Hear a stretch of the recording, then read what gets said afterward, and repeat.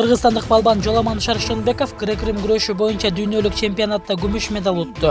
Турнир ушул тапта Венгрия шаарында өтүп жатат.